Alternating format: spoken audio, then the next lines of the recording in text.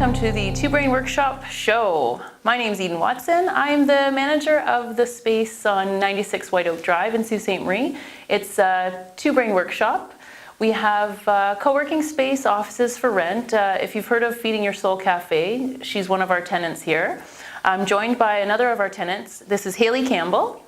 And Haley is one of the tenants within the workshop space as well. And what's the name of your business, Haley?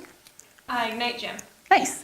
Okay, so Haley's here today. We're going to talk about some business strategies and some productivity measures you can take to help grow your business. So this topic is relevant to entrepreneurs, but also anybody who has a job where they feel like they can be a little bit more productive.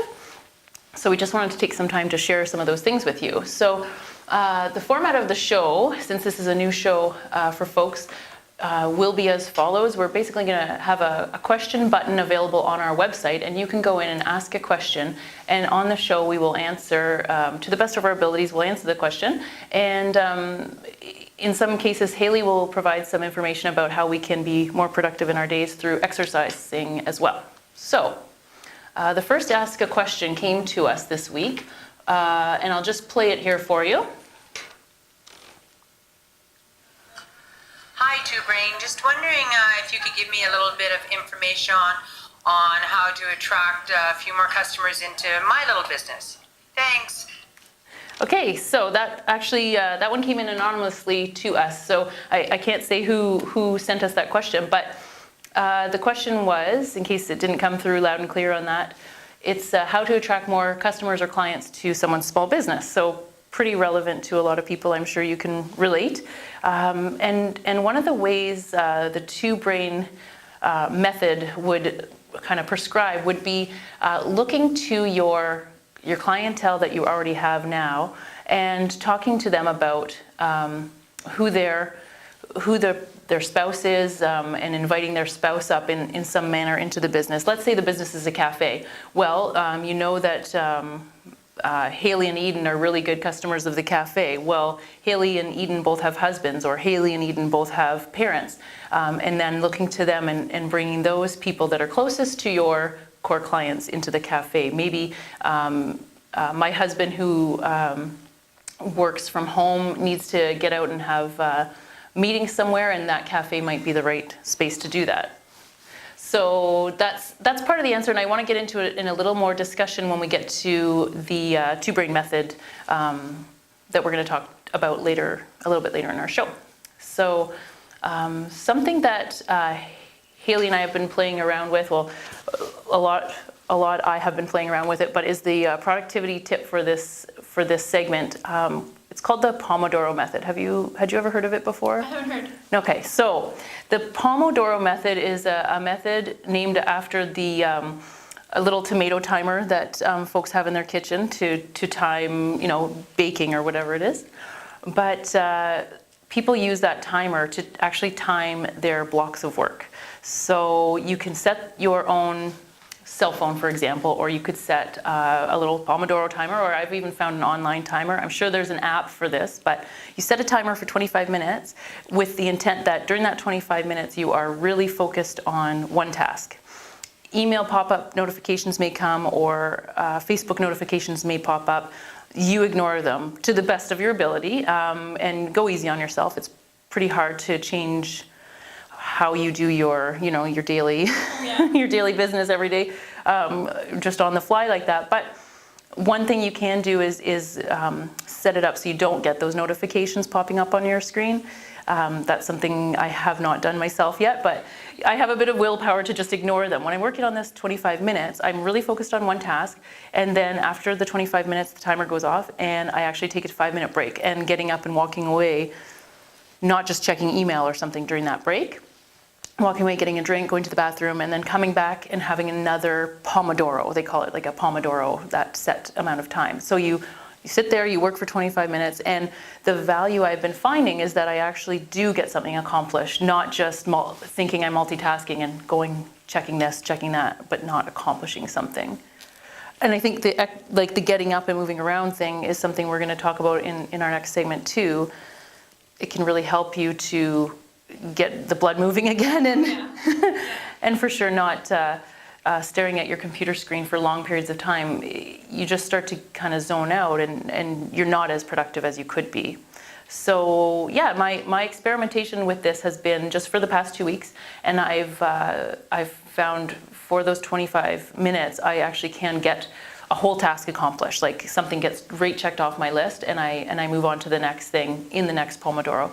Some people take it further and they break their day up into Pomodoros, they call them. So it'll be, this 25 minutes I'm working on this, the next, and they break down the whole day. Okay. Me, I'm leaving it a little more loose right now, and I just say, like, these are the tasks I want to accomplish, and I kind of cherry pick and just say, this one, I'm working on this one now.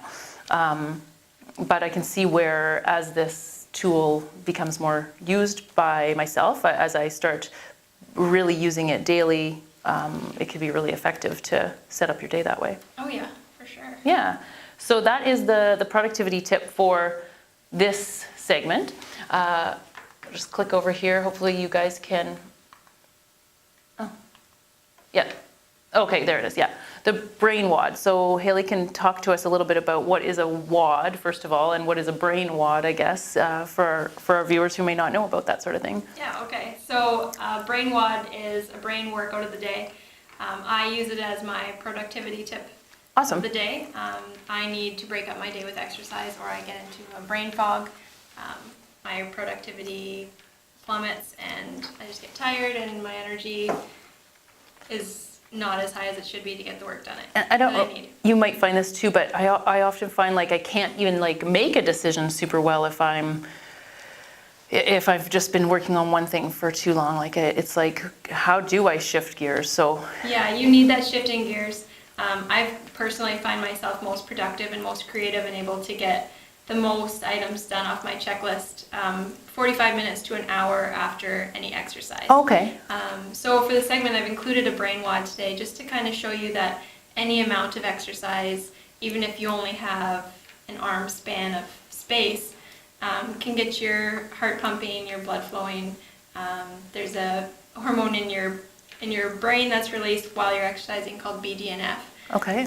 And that actually primes your brain to learn better and work harder on tasks, and kind of promotes whole brain thinking. Wow. So I like incorporating exercise into my day, and it could kind of go along with your Pomodoro technique that you use if you use that 5-minute break for Sure. exercise. Oh, that's a good idea. Maybe I will incorporate that. And now next segment we can report back on how that went. Yeah, that'd be great. I know some people do the Pomodoro, they do 50 minutes and then 10 minutes of exercise. So if they were incorporating the exercise, maybe the 5 minutes of exercise, 5 minutes for bio break, like using the washroom, getting a drink of water or whatever too. Okay, that's cool. And I wanted to say before you tell us about the components of the brain wad too, you'd mentioned about you don't need a lot of space to do some of these things. And that's really good, because I know a lot of people are stuck at a desk and they don't have... So you can create your own exercise that goes along with the brain wads.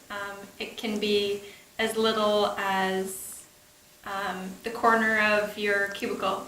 Right. Any space that you have, you can make use of. Awesome. You can use your chair. You could do some dips, just squats on the spot. Even if you have a little space against a wall, you could incorporate some wall sits, lunges. Great. There's lots of body weight exercises that you can do to get your heart pumping. Good. Okay, I'll turn to the next slide here and we can break it down and talk about what you've got us doing in this little workout. So this is just a 6-minute AMRAP. That stands for as many rounds as possible in 6 minutes. So this one's including push-ups, sit-ups, and squats. So you have 5 push-ups, 10 sit-ups, and 15 squats, and you continue through those for the 6 minutes. And then when those 6 minutes are up, there's a cognitive task here. It's called story starters, and that kind of gets your brain working again. You can incorporate any cognitive skill in this. Okay. This one is kind of a language skill. Okay. Creative thinking, divergent thinking, lots of different areas are incorporated in this one. And this one's just a story starter. So at the end of your 6 minutes, you're just going to grab a pen and paper, or you can just think it. You don't even necessarily have to write it down. Okay. And there's a story starter here, and you just continue with the story. So this one is, yesterday I climbed to the top of the world and I saw ... So you continue the story. Okay, like if you were working with a coworker, you could technically do it like I continue it and then you add some more Yep. material to it, I Yeah, guess? so it's Okay. just free flow of thought as well. So as soon okay. as you can't think of anything else, then it's done. Oh. So if you can only write for 10 seconds after this, Right, then just it's written. it's next. Okay. It's done. If you can continue the story for 2 minutes, that's great. I like to think the goal is about a minute, Okay. but you can work up to that as well. Okay. Okay, let's pretend we've like I do something like this with my son sometimes. We call it imagination stories at bedtime after we read our 2 books or 3 Yeah. books and he still wants more. I Yeah. say, okay, let's do imagination story and I'll start it off with something. Once upon a time there was a moose in the woods and then I'll try to get him to Yeah. like chime in with it. So this sounds really neat. And what's the benefit of doing the cognitive stuff right after the workout? Is that hormone will be pumping and you'll be able to capitalize on it, or? Yeah, exactly. So the hormones in your body promote whole brain thinking. Okay. And it gets the 2 hemispheres of your brain working together. Oh. So ideally, you would be able to do this task better after exercise. After the exercise, okay. And now I actually had heard from one of the co-working members that like a couple years back, she had an Ignite demonstration, I guess it was, and they did something like a story starter, because I explained to her what we were going to be talking about on the segment, and she said they actually did it as an experiment and did a 6-minute AMRAP or some physical task. No, sorry. They tested first. They did the cognitive part first, and then they did the exercise, and then they retested, and they actually all did much better the second time around after the hormone was pumping and their blood was pumping. Yeah, it's really neat how exercise can improve different cognitive skills. Yeah. It's And really cool. I know here at the TwoBrain workshop where we are located, we're right next to Catalyst Fitness or CrossFit Catalyst, and I do build it into my day at least 3 times a week where I go and work out at lunchtime, and I do find like I need to eat a lot right away, but then it's true, like about 45 minutes later I kind of come out of being like depleted a little bit from having exercised so hard, but then I'm really good to go, and I feel like I can, I don't know, productively work longer into the evening. I don't work into the evening, but stay focused better for the rest of the day. And then in the evening, I am still invigorated and energized to get home and be with spouse and family and do those kinds of things. So yeah, that's awesome. Yeah, so that's my productivity tip. I love it. That's great. I need exercise to keep my day going. If I don't, I just feel lazy and unproductive. Yeah. And feeling guilty that I've sat down all day Yeah. without any exercise. So Yeah. that's another plus. Yeah. Win. Yeah, absolutely. And I am thinking now, maybe I'll be able to incorporate a little bit of this sort of thing with the Pomodoro and do that experimentation, because like I say, I do, maybe it's Monday, Wednesday, Thursday, I'll work out at the gym, and then the days when I'm not, I can try this as my little burst of exercise several times a day. Yeah, and I really like 1-minute challenges as well. Okay. So you set a timer and you choose an exercise. So if you want to do 1 minute of squats, Yeah. then you simply see how many squats you can Yeah. get done in a minute, and you'd be surprised how fast your heart gets Yeah, beating. And just from how- squats. Yeah. With your body weight. Or like, could you do like a wall sit? Yeah, wall as sit, one? yeah. Okay, 'cause Wall sit, jumping jacks, planks. You said like the push-ups, dips or whatever. yeah, That's chair dips. those are so many lunges, things that so many different. just right at your small desk. space Yeah, exercises awesome. You could use. Awesome, that's great. And here at the workshop, we have, well, a table like this, and it's a sit stand. So all you do is back your chair up and you can be doing your squats, or lean against this and you can be doing your dips. So that's really, I'm sure a lot of people, even if you weren't working from this space in particular, just in a cubicle like you mentioned, could benefit from a little exercise right there. Yeah, So- and once you're done your exercise, you have to be ready, have your snack ready, so Yep. you can come back from your exercise, Yep. have a snack, grab a drink, Yep. and then sit down uninterrupted for 45 minutes to an hour. Okay. If you need your Pomodoro technique as well, Sure. that would be a good time to quickly get a drink, come back. Yeah, and start your 25-minute. Yeah. Yeah. You can separate your 25-minute blocks of time, but be ready to be productive for about an hour. 45 minutes to an hour. Awesome. After that exercise is ideal. Yeah, that's really great. Thanks for that, Haley. I'm hoping people, if they have questions about it, they can certainly contact us here for more information. But it's pretty straightforward, and I love that folks would be able to really implement this on their own and see the benefits of it. If you do implement some of this technique and want to report back to us, we'd appreciate hearing the feedback of how it worked for you too. Yeah, for sure.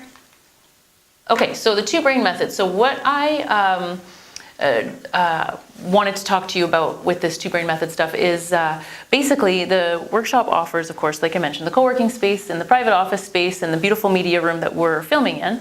And we also offer business mentoring. Now, the business mentoring that goes on here is by Chris Cooper. And Chris has written, published 3 books that we have here, but they're largely focused on his experiences as a small business owner in Sault Ste. Marie and the ebbs and flows of business and how he's learned from some mistakes in business. He'll be the first to admit he says his superpower is making mistakes, but luckily they haven't been fatal, and they've really got him on the path to being a really successful entrepreneur with just under 400 clients worldwide coming to him for business mentorship. So it's quite a success story for Sault Ste. Marie. You've probably not heard of it because Chris is really humble, which is great, but it'll take us sort of sharing the story with you to have you comprehend what's actually going on at this two-brain workshop. So the two-brain method or business technique that I wanted to share,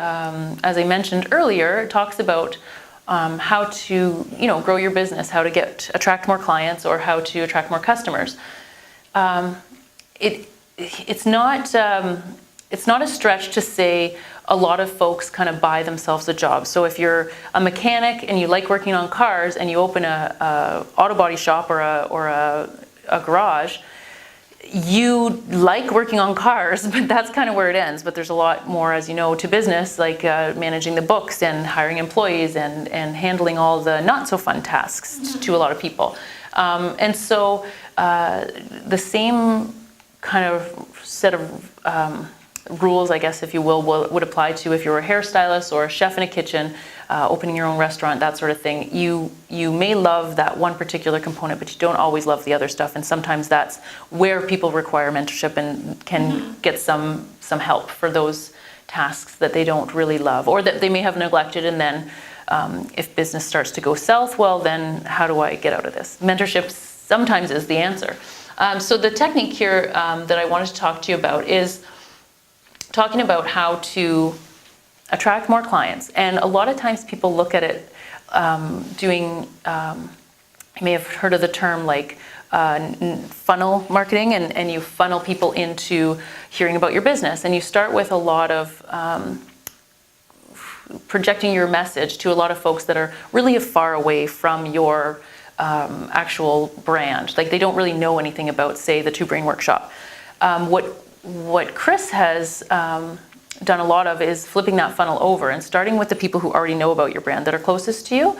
And he's actually talked about it in a way that, okay, say Haley comes to the workshop, and like I was saying before in our answer to our question, how to attract more clients. If Haley's one of my clients, let's sit down for coffee. I might sit down with Haley for coffee and talk about the 3 questions here. And then I might go to the husband and ask these. But first of all, it's your seed clients. It's your best clients who are generating some revenue and coming back from time to time for your service. But it's also not the squeaky wheel. Like it's the client that is satisfied with your services and pays for your services, basically. So what questions I might want to ask you are, first I'd ask you, okay, let's go sit down for a coffee. I just want to pick your brain about some stuff, whatever informal way you want to do this.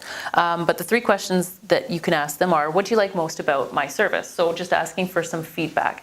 And then what frustrates you about the industry, or some way you're not saying directly, because your client might not want to say, well, your service really sucks. Like they're coming to you, they really like your service. They probably wouldn't say your service sucks, but they may feel uncomfortable telling you like negative feedback. So asking about what frustrates about the industry. If it was a hairstylist, you could say, well, my hair color always fades as soon as I wash it for the first time after I've been for hair coloring. Okay, that's not directly about my specific service, but it's about the industry in general. But it may be indirectly about yours, but they felt comfortable sharing. So it's good feedback. And what's your biggest challenge or stressor outside of when you come to get my service. So if it's the hairdresser, what's the biggest challenge to get here, to get your hair cut or dyed or whatever? Or if it's coming to the gym, what's the biggest challenge for you outside of the gym? Well, the people could say like, I'm really stressed about business, or I love working out, but my husband doesn't want to come, or something, like that. So then you take those answers and you can market to the, so you can take some of their feedback about what's going on in the industry and try to improve upon that. And then you can remove that barrier for them. So if it's about, their hair color fading, well, you can recommend a product and you can keep that product in-house, or you can recommend where they can buy that product, right? So it keeps their hair from fading or whatever it is. And then the stressor outside of there, if it's something like it's really hard to get to my hair appointment on time because I have, to pick my kids up here and there, well, you can hook them up with maybe an after-school program that you know about, or you can basically kind of grab another service that enables them to attend and experience your service. So there's also, that's just looking at the clients that are closest to you. If we go to, hopefully you guys can see this, but the closest client to you is here in the axial loop. So you can actually write down, let's say, your 3 best clients that are closest to you. And then if Haley comes up on my list as one of my best clients, well then the next loop could be your affection loop. So Haley's husband is in that affection loop because he's 1 degree of separation basically from that.